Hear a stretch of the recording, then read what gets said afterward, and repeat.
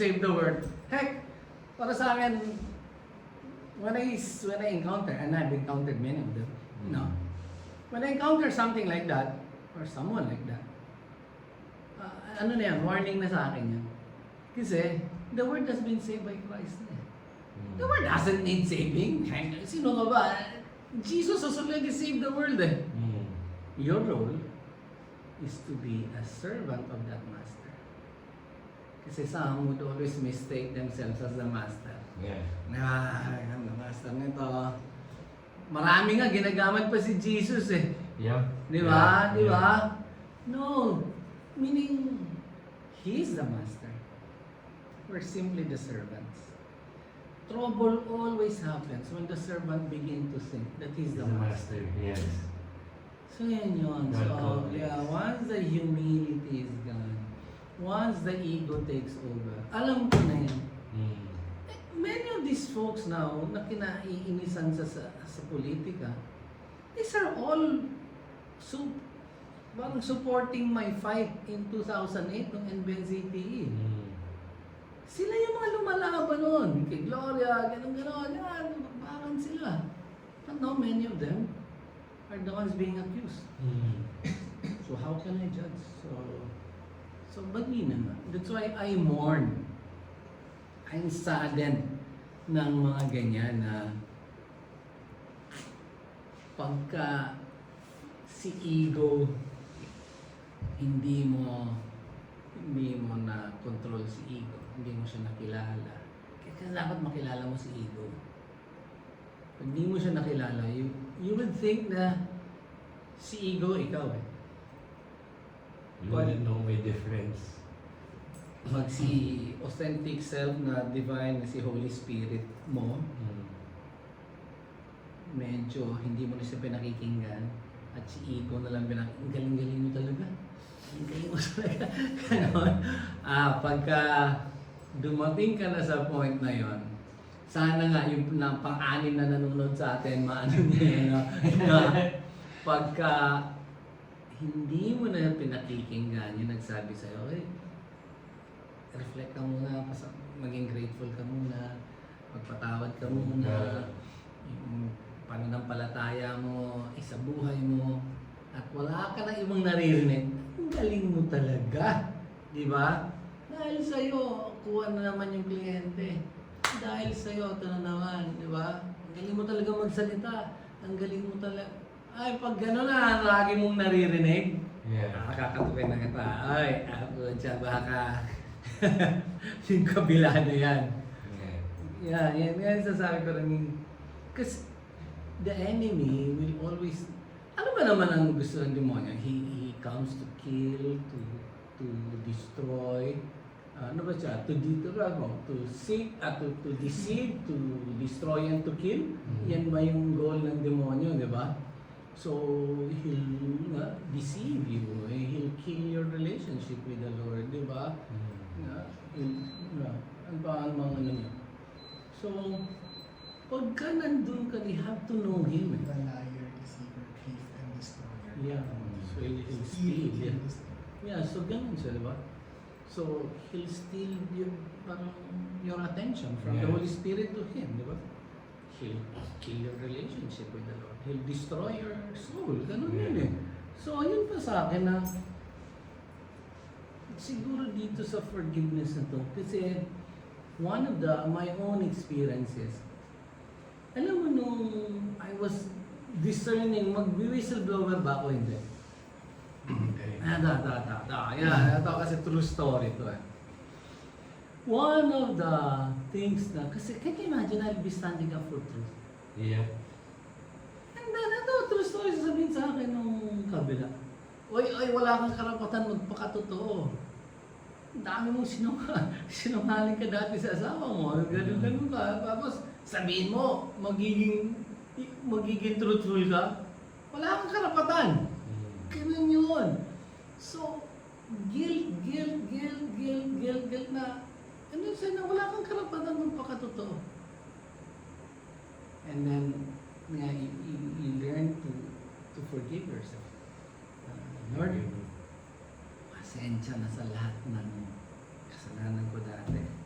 Kasi yun pa pala, forgiveness. Kasi ito bang forgiveness na to is pertaining to forgiveness to others? Diba? To those who offend you? No, buti na lang dumating tayo sa point na to.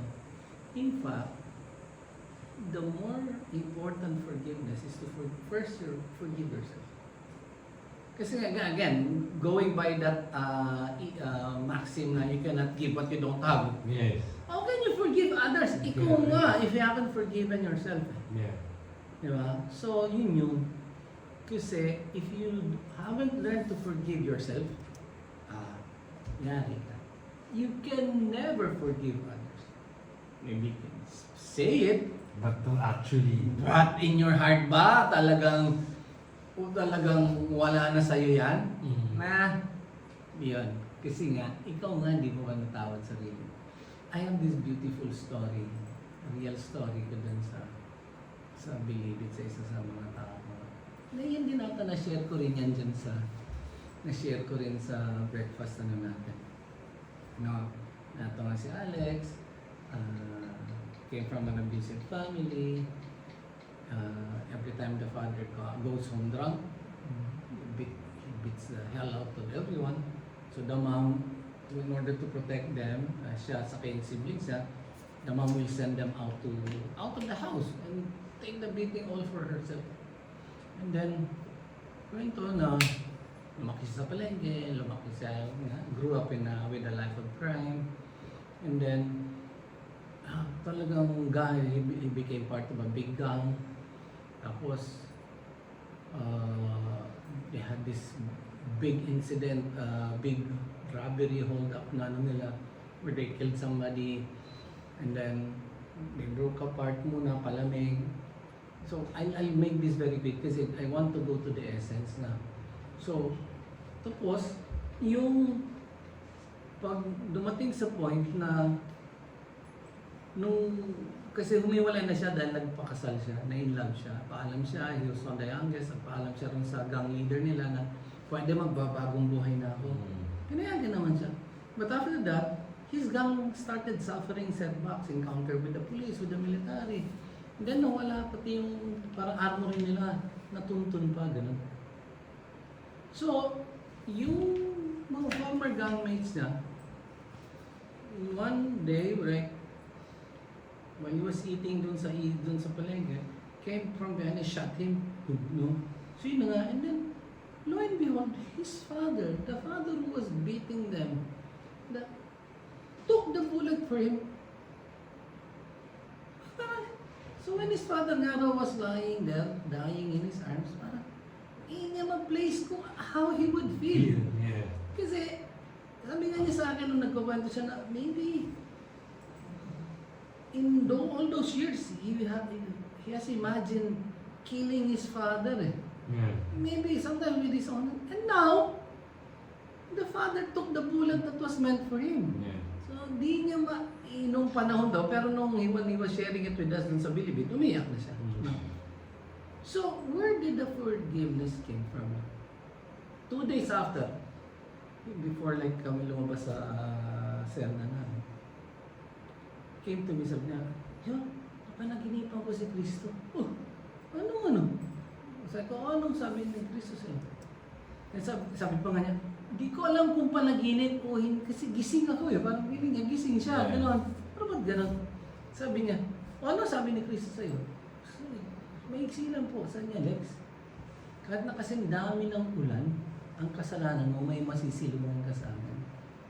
So, I knew when I heard that, that kind of imagery could not come from a simple mind like his.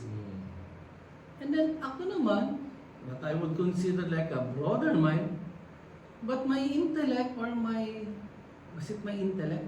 Yeah, could not absorb that kind of mercy. Kahit kasing dami ng ulang kasalanan ng isang tao, may masisiluhan ka pa rin kay Kristo.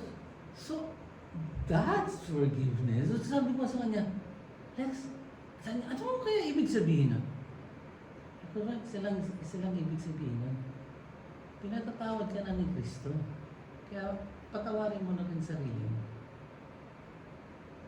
So, if this word, that forgiveness, that's the image that comes to my mind.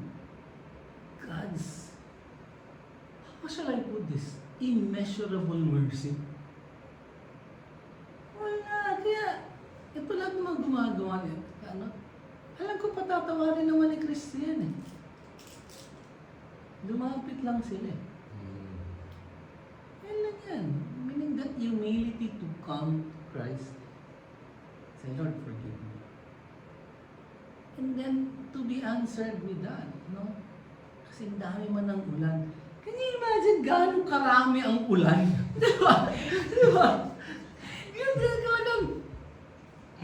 Actually, even when I was telling si Alex yung kung anong tingin ko yung ibig sabihin ng panaginip o experience, his mystical experience, my mind was actually still like, lutang pa pa.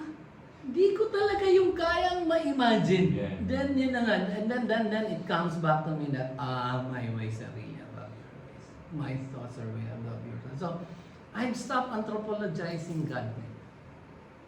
Wala, hindi ko na kinakaon ng Diyos or His ways or His thoughts Into how you understand. or how any human could ever possibly like box Him. Yeah. No. Or box God. I would not even want to assign a gender to God. No. So ganun ang ano ko na in forgiveness first is we learn how to forgive ourselves. And then learn to forgive. And then why forgive? Kasi nga I've seen, I've lived through it. I've actually seen somebody na who's given that message. Kasi ang dami ng ulan. Kasi di ko talaga siya ma-imagine. I don't know if any one of our listeners could ever imagine as parang scene as plentiful as drops of rain. Di ba? Yeah. Kasi si Alex, criminal siya, 10 years old pa lang siya. So, nagkita kami, 45 na ba siya? 46? So, can you imagine? Ilang dekadang krimen. Yung buong buhay niya, krimen lang. Yeah. And then sasabihan ka na, so pati nga yung yung parable na yung the landowner na, nagtawag siya ng workers, iba dumating umaga, dumating mid-morning, dumating midday, tapos afternoon, mid-afternoon, late afternoon. Sa gabi, sinahuran niya, pare-pareho pa rin. Dati, I always felt na, di ko siya mag-gets. Totoo lang, meaning, I have to be honest, no, di ko talaga yun mag-gets. No, siguro dahil during that time, I would always associate myself as the worker that comes in the morning. Yeah. But when I saw the peace that Alex had after that experience, nagsakristan na siya, yung talagang the same peace I have, I can see it in him. And then suddenly, that parable came to life. Na, ito pala sinasabi ni Jesus, na kahit dumating ka dapit hapon, bibigyan pa rin kita ng parang sahod nung dumating sa umaga. So man, so yan ang ano natin. God's forgiveness. Nothing, no sin can ever take us away from God. So, kung meron man dito nakikinig na hindi pa niya napapatawad sarili niya o ibang tao niya na ano man nagawa nating mali, it's not enough for God to reject us or like to God or not enough either to reject or not to come back to the Lord. And then kung meron nga nakagawa ng mali sa'yo, wala yun. Patawarin mo rin na nga. Parang tinuka ka na sa bulabulin mo pa siya. Wala na, heal yourself. Ganun siguro. So, parang may dalawa tayong forgiveness, no? Yung forgiveness natin sa sarili natin, forgiveness sa iba, at saan nanggagaling yung ganyang kalooban natin? Sa forgiveness ng Panginoon sa atin. Hindi na. Ito nga, siguro itong mga nakikinig sa atin, hadn't had a life of like more than 3 decades of crime. I'm sure. But siguro, wala naman siguro makikinig sa atin sa bilibid, no? Hoy, sila sana! Meron daw sila sana. Yeah, maybe na, di ba? And yet, yeah, I heard it and I saw it. It was really alive dun sa ano natin. Alright, so yun. So yun ang ano natin for forgiveness. And I hope like, as you always say, no, parang we have uplifted somebody from whatever, like, state of unforgiveness or Yeah. like ano nila, di ba? So yan ang ano natin yan. So good. Okay, 5 o'clock, magsisimba ka ng 6, di ba? Thank you for another topic, dude. Yeah. And yeah, forgiveness. At saka I just wanted to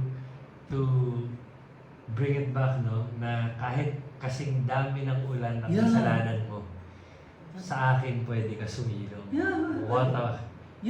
What a powerful statement. Oo, di ba? Walang tao pwede magsabi nun. Isa nalbahan mo ako siguro. Isa pa lang, baka wala na. Okay, dalawa. And yet, for Christ to tell. Kasi nga naman, siyempre, kasi dami, alam mo, matagalan na nga, in all reality, natagalan na kumaan yan, ma-absorb yan. Yeah. Because, yeah, my mind, or maybe it was my ego, was revolting. Parang, He couldn't understand. Yeah. He couldn't fathom. hindi ko na ma-absorb. Yeah, Parang, yeah. ayaw Yeah. pumasok, hindi kasya, parang ganon. Yeah. Hindi dahil sa hindi talaga siya kasya, parang, that kind of mercy, hindi kasya sa ano ko, sa pagkatao ko o sa ano. And then, but after a while, and then I understood na, ito yung parable na yan. Kaya ayog na makapagbigay tayo ng ganyan. How the parable came alive. So, in real life talaga, di ba? If you're just conscious later on, you'll also see that sa buhay. Alright. Alright. Alright. Thank you. Okay, golden ano na. Golden hour. Golden